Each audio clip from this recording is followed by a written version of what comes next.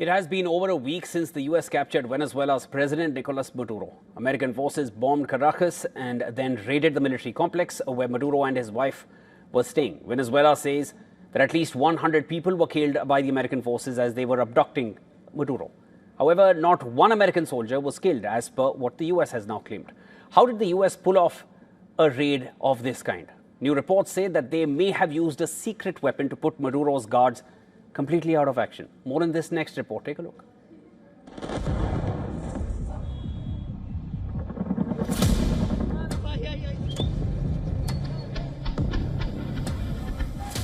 On the night of January 3rd, Venezuela's capital, Caracas, was attacked by the US military.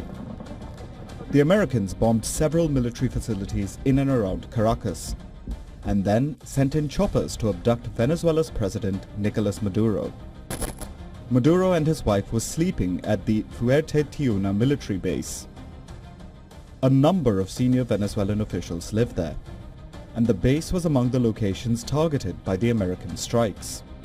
Then, Delta Force commandos were lowered into the compound, and they proceeded to capture Maduro. But the commandos still had to face dozens of guards who were protecting the Venezuelan president. Many of them were from Cuba, because Maduro reportedly trusted Cubans more than his own security staff.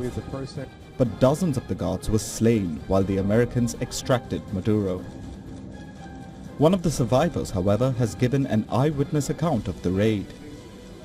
He said that they were completely outmatched by the American soldiers, and one part of his testimony stood out. He claimed that the US military used a powerful sonic weapon which brought the guards to their knees. The survivor recounted that many of the guards started bleeding through the nose, and some even vomited blood. He said that the trigger was an intense sound wave, and when he heard it, he felt as though his head was exploding from the inside. So, does this mean that the US now has sonic or ultrasonic weapons? Ones capable of incapacitating large crowds? Well, the Americans have had something like that for years, and they even sell it to other countries. This is the LRAD 450, mounted on a Serbian Land Rover. LRAD stands for Long Range Acoustic Device, and the Americans have been using these for years. They are sound cannons, which are usually used as specialized loudspeakers, but they can also be weaponized and used for crowd control. This is a video from Serbia taken during protests back in March 2025. These were anti-corruption protests, but suddenly the protesters started running away, and there was a stampede. It was reportedly caused by the Serbian police using a sound cannon to disperse the protesters. Many of the demonstrators later complained of headaches, ear pressure, and nausea. But Serbia denied using the sonic weapon on the crowd.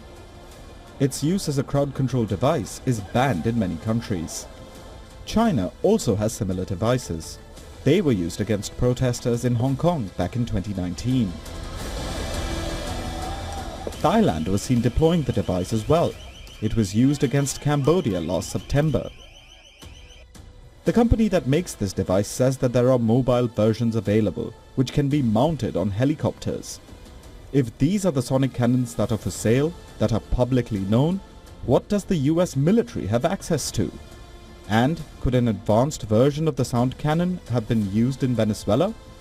US Press Secretary Caroline Leavitt highlighted a social media post which contained the surviving Venezuelan guards' account of the raid. Is that an admission by the White House?